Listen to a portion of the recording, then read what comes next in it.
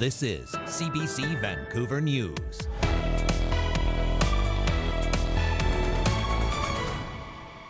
The fallout from an averted pilot strike. Yeah, it's frustrating. It's just part of the process, right? WestJet and its pilots come to a deal, but canceled flights leave hundreds of passengers in a lurch. Plus, choking on poor air quality. You can see how ridiculously smoky it is. Wildfire smoke bears down on residents in Fort St. John as the risk of lightning looms this weekend. And pitching tourism to pooch owners. I think tourism needs to be a little creative these days. Why an entrepreneur in 100 Mile House thinks dog strollers is one way to encourage more tourism. Good evening. Thank you for joining us. I'm Janella Hamilton. Dan is away tonight. Passengers traveling with WestJet over the long weekend can breathe a collective sigh of relief. The company reached a tentative deal with the union representing its pilots late last night, narrowly avoiding a strike. But in the days leading up to the deal, WestJet and Swoop canceled more than 100 flights, creating a backlog of stranded passengers. As Zara Premji reports, those traveling within BC can also expect delays as BC ferries gear up for a busy weekend.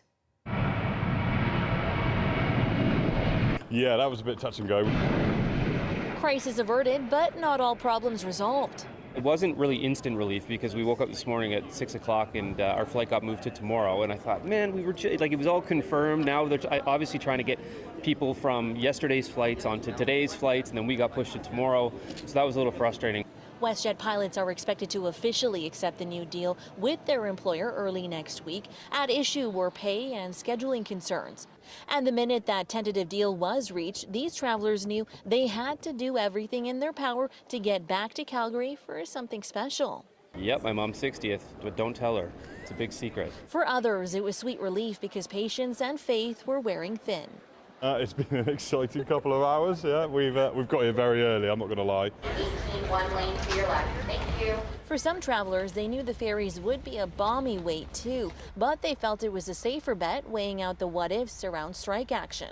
I was actually going to fly, and I was like, oh, I might as well drive. And then I saw on their website that they might go on strike, and I was like, well, I better not play around with that. Now, BC Ferry says it's fully aware there will be delays, and so they have put at least 95 additional sailings for the long weekend. But additional sailings or not, they say please come early and be prepared to wait. Zara Premji, CBC News, Tsawwassen. And if you're planning a long weekend road trip, you may want to avoid the Pattullo Bridge. It will be closed northbound into New Westminster this weekend as crews replace the Royal Avenue overpass bridge deck. Drivers should expect closures between McBride Boulevard and the Royal Avenue on-ramp. The bridge will stay open to people on foot or on a bike, and of course, first responders. TransLink is reminding drivers in the area to plan for up to 30 minutes of additional travel time.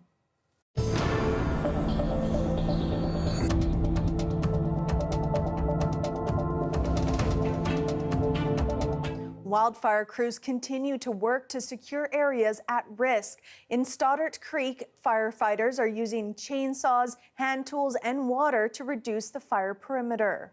The crews are cutting a trail as tight to the block as they can, and then they're hosing out behind that cut and basically doing a good 5 foot along the edge just to make sure that this fire doesn't advance over the next few hours. And then the goal is to get a little bit thicker of an edge put on later.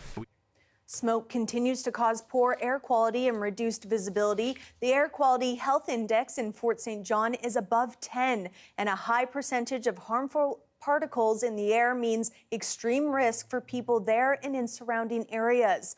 Environment Canada is warning people to avoid strenuous activities outdoors and to wear N95 masks as a protection measure. Here's a look at the scene driving through Fort St. John. So this is driving down the road to my home, and you can see how ridiculously smoky it is.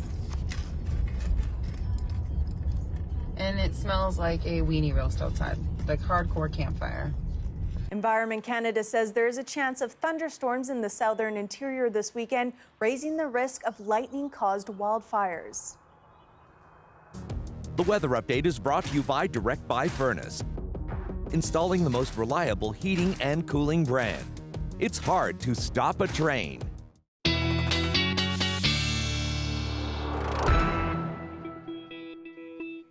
Johanna Wagstaff is off tonight, so Riley Laychuk is here with our weather. A bit of a nerve-wracking week for some folks in parts of the province. How's it looking for the long weekend, Riley?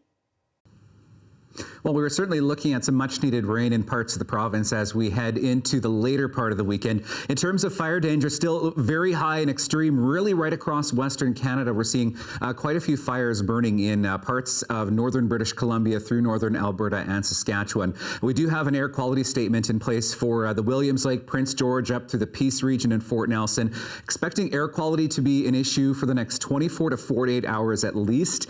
And we have a severe thunderstorm watch in effect as well. This is for the boundary region of Soyuz over toward Fort Nelson. We're expecting to see some thunderstorm activity potentially through the night tonight in southern parts of British Columbia. Not a lot to see on satellite radar right now, just a mainly clear sky. We're going to see our clouds building in as we get into the night tonight, and by the time we get to Saturday morning, mainly cloudy skies, sun cloud mix through much of the day. But I stopped here Saturday evening. We do have the potential for some more thunderstorm activity through the southern part of the interior as we get into Sunday.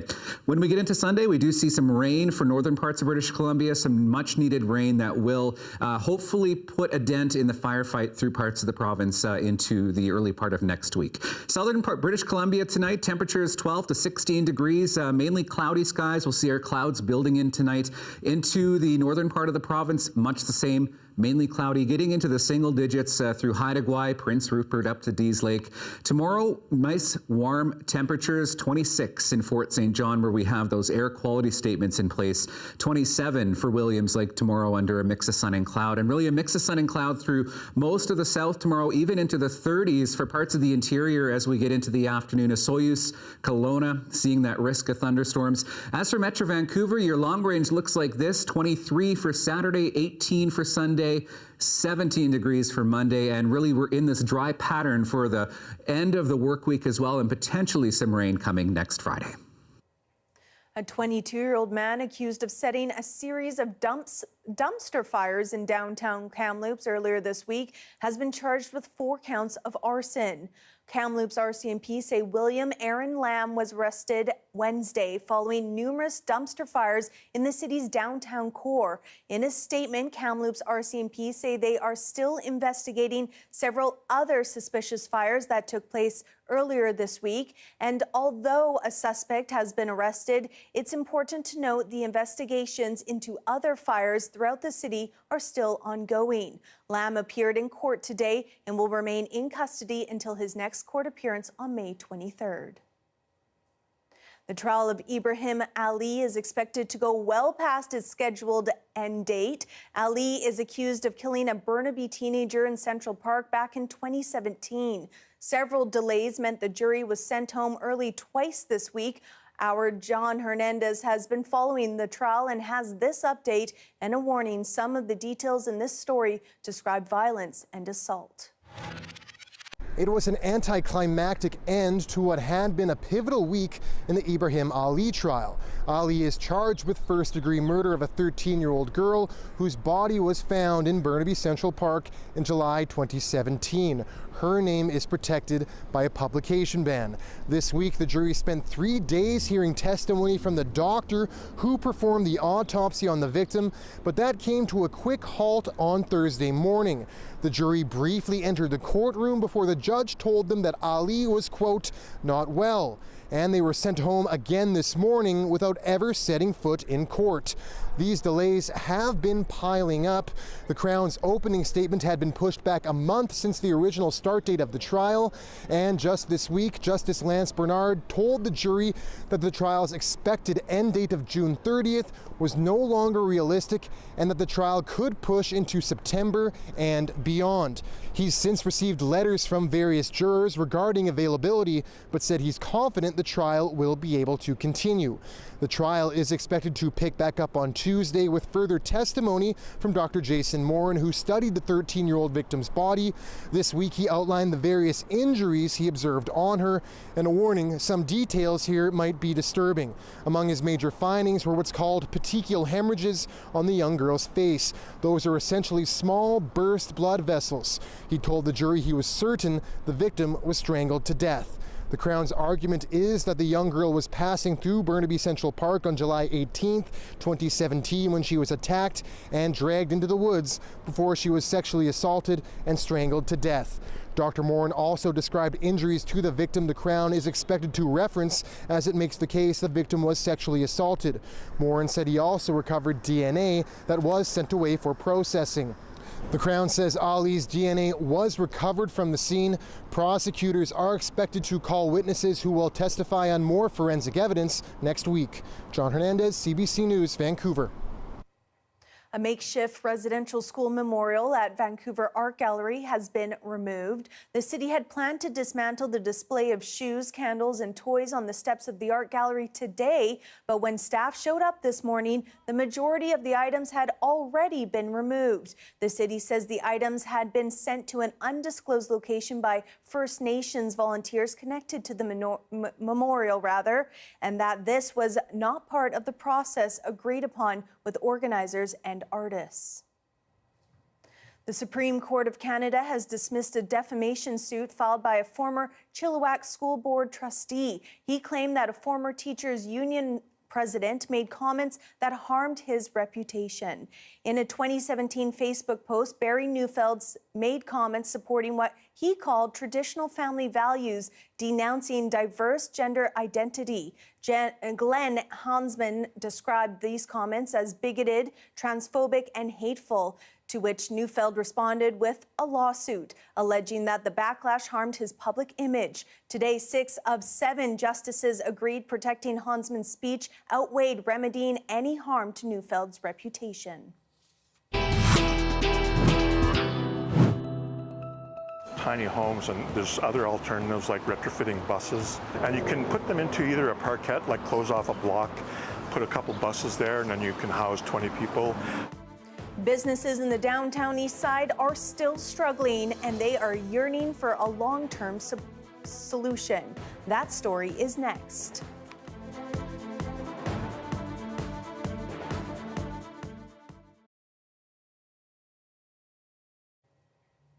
It was considered an engineering marvel. Mill number 3 at the Britannia Mine Museum, now Canada's largest museum artifact, is celebrating 100 years of its existence. CBC's Benit Brach went for a visit and brings us this glimpse of the past. On the edge of BC's Sea to Sky Highway, there's no escaping this mammoth building wedged into a mountain. There's a lot of history here, 100 years of it. This giant space was once the largest copper mine in the British Empire, and we're about to see some very unique spaces. Hundreds of steep stairs lead to different floors, and these giant machines would crush up the mined ore with copper inside. So you can imagine the noise that was inside that thing. It'd be just like a big drum. Marshall started at the mine when he was 18, working underground in a mountain riddled with tunnels and later as a safety officer. Lots of heavy manual labor. For many, mining was a labor of love, literally. I met my wife here. She was a receptionist in the office. The mill was a key part of the mine and industrial revolution. As copper was becoming in high demand for bringing power to all these different machines and things around the world. And with the mill wedged into a cliff, gravity did its part, moving the mined ore down each floor of the mill, and machines roared. By the end of the processes here, we have a high concentrate of copper-rich powders, which can then be sent off to our smelters. But everything shut down 50 years ago when copper prices dropped, leaving an empty town behind, an environmental disaster in its wake. Acid rock runoff impacted house sound for decades. But this place was more than copper. workers lived primarily in two company towns, the Britannia Beach site next to the mill, and Mount Cheer, where all the underground workers lived up on the mountain. People fell in love, had kids, went to school, played sports in the communities. Around 60,000 people from 50 countries worked at the mine over its life. Yip Bing was one of them, arriving in around 1913. He worked at the general store and also made Chinese food for the miners. The community eventually named him Dr. YB because his special herbal soup helped heal miners when they were sick. He delivered it on a big wagon to different houses to feed people. At the time, Chinese workers didn't have the same rights as other workers because of discriminatory government laws, so their jobs were often limited to cooks or working above ground. To find out how special or what his legacy that he left at Britannia Beach, that was pretty emotional for us. Decades later, this mill still stands, a reminder of a once thriving hub.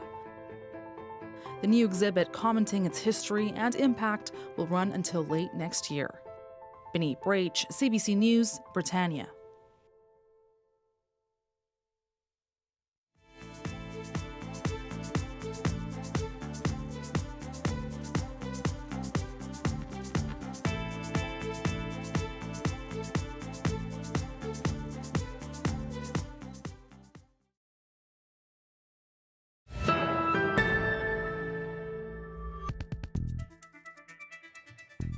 Yesterday, we introduced you to some business owners in the downtown east side who are having a tough go. They say the removal of tents in the area hasn't made things any easier. Today, we bring you part 2 of Leanne Young's report. We hear from experts on why problems persist and what changes are needed now. We're just waiting for a Zoom interview with Dr. Perry Kendall. He is the former provincial health officer here in BC. So he's in Victoria now, he's retired.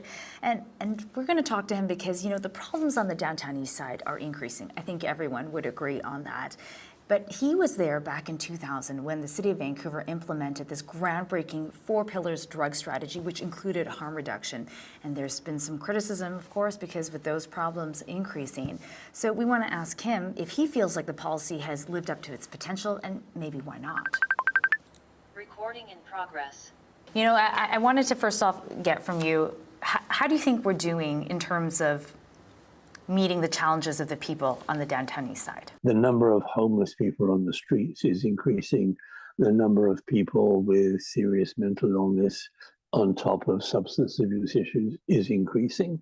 And the area in which people are living has actually decreased.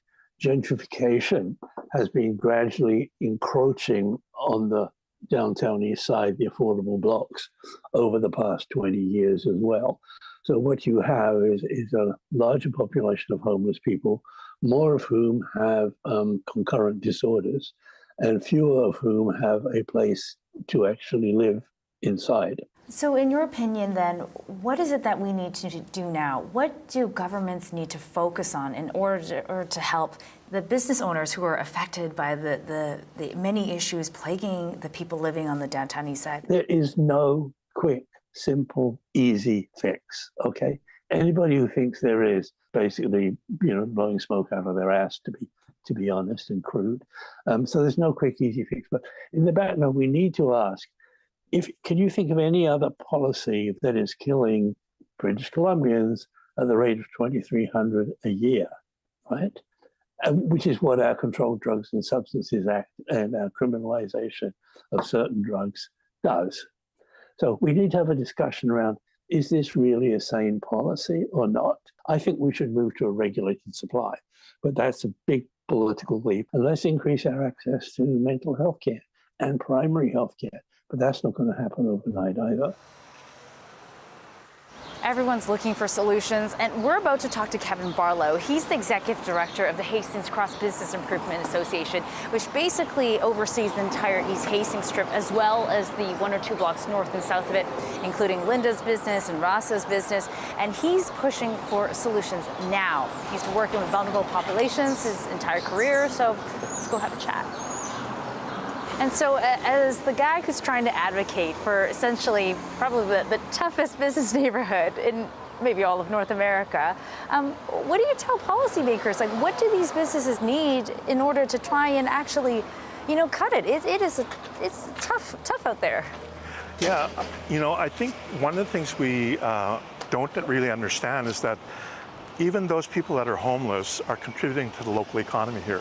So they'll go into corner stores and buy cigarettes or coffee, that type of thing, you know. I really believe that tiny homes, and there's other alternatives like retrofitting buses, and you can put them into either a parkette, like close off a block, put a couple buses there, and then you can house 20 people.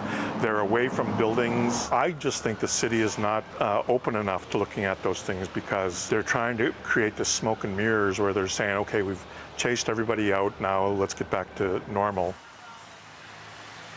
In talking to the businesses here, you know, there are a lot of worries, there's a lot of fear, but at the same time, there's a lot of hope.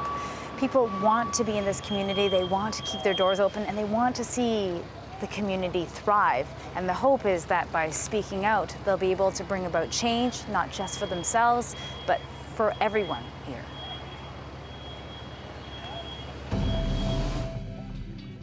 Here we have a live shot of Georgia Street. It looks pretty hustling and bustling on this long weekend Friday. When we come back, we will meet an entrepreneur in 100 Mile House who thinks dog strollers is one way to encourage more tourism. We'll find out why.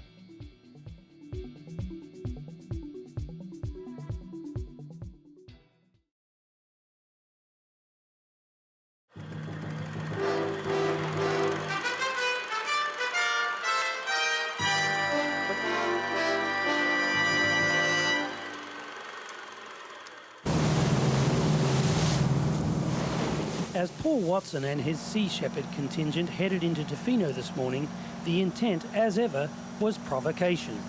We want to provoke controversy. I think that the Premier made a very radical announcement in announcing that he's going to clear-cut the Clayoquot Sound, and I think that announcement deserves a radical response. So this morning they sailed up the west coast of Vancouver Island from Ucluelet. These days, Watson captains the Sirenian, a 95-foot former US Coast Guard cutter. Everything about it says confrontation.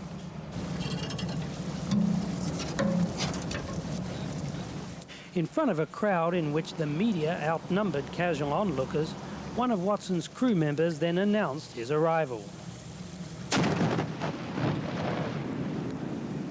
But while his visit began with a bang, it provoked little more than a whimper. Get it down! But even other environmentalists think Watson's tactics are flawed.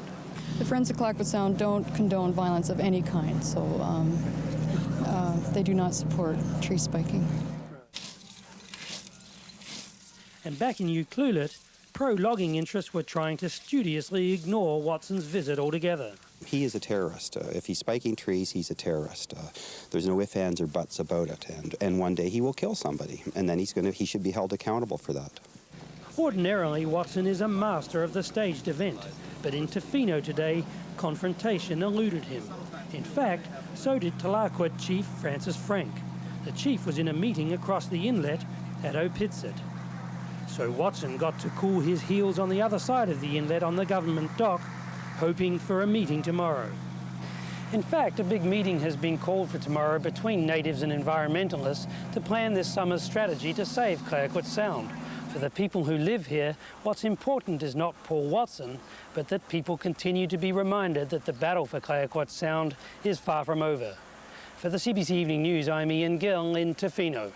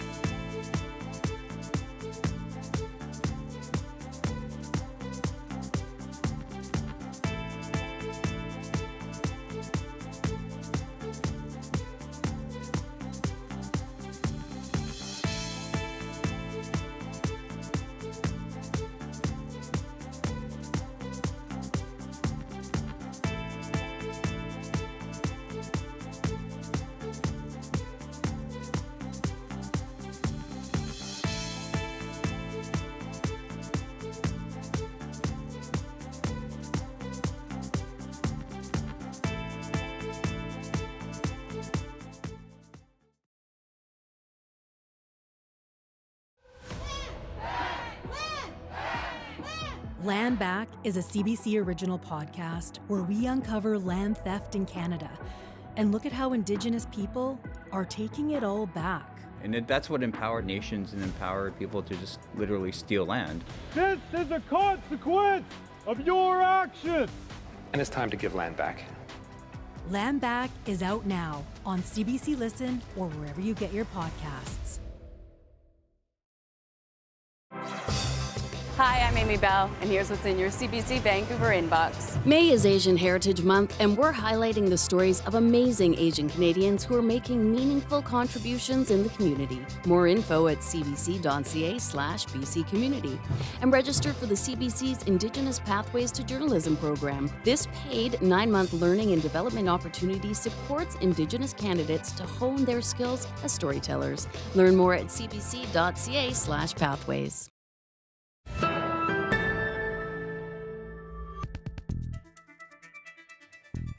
Students at SFU's Burnaby campus now have a better chance of living on campus after today's opening of its courtyard residence. Through this project, you've said yes to accessibility, you've said yes to affordability, and most importantly, you've said yes to meeting the student needs. The two-story building will house 369 students, primarily for first-year students. Today's opening brings the number of student beds on the Burnaby campus to more than 2,000. SFU is aiming to increase its capacity to house more than 3,200 students by 2035, something they say is important for student morale. Makes a difference to be able to find a place to live and to live and learn in the same location. It eliminates commute times. It eliminates the worry about where you're going to live while you go to school. And you get to be in community.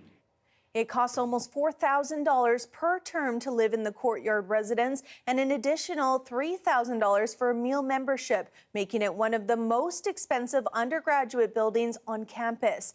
And while more than 25,000 undergraduate students attend SFU, only 2,000 live on campus. Well, as we head into a summer of vacations and road trips, one small community in the interior of BC is rolling out a unique pilot project this long weekend. As Jennifer Norwell explains, it involves chauffeuring your dog around. Entrepreneur Anne-Marie Fleming has an idea that she thinks tourists are going to lap up. I think tourism needs to be a little creative these days. She's been working with the district of 100 Mile House on a unique project, offering her dog strollers, or doggers, for free to visitors. Some dogs struggle on longer walks, but the community wanted to be accessible. 100 Mile House is a super friendly, very dog-friendly town. I don't know that there's too many people in our entire South Caribou that don't own pets. She sees this as a way to grow the town's economy and draw in dog owners. It's really been a big benefit for us, all of us. 4-legged and 2-legged. Grieve and her dog Ellie have been using the dogger for 6 years. That means they get out of the house more often. If you're wondering how to use the dog stroller, simple. Just pick the dog up, put the dog in the stroller, clip them in. The only thing, there's a 60-pound limit. Plus, you can cover them up if it's hot. It's a free service like a dog stroller that might entice Stephanie Worley to hit the road to 100 Mile from her home in Kamloops. You live for your dog, really.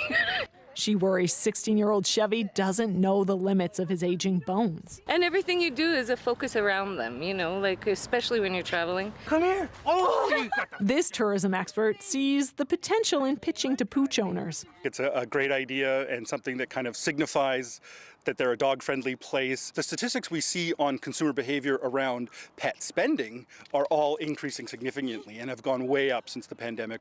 That's what Fleming hopes happens, so that others can enjoy taking their dogs on chauffeured tours of the Caribou. I could honestly see that people will plan their trip if we could say you get the option of taking a dog stroller from visitor centers, you know, 4 or 5 places along the highway, that they plan their trips that way. Her hope, to see doggers at tourist stops across BC so that people can plan their travels around their pups. Jennifer Norwell, CBC News, 100 Mile House. That is your late news for this Friday. Thank you so much for watching. For news at any time, visit our website, cbc.ca/BC. Wishing everyone a safe and fun May long weekend. Have a great night.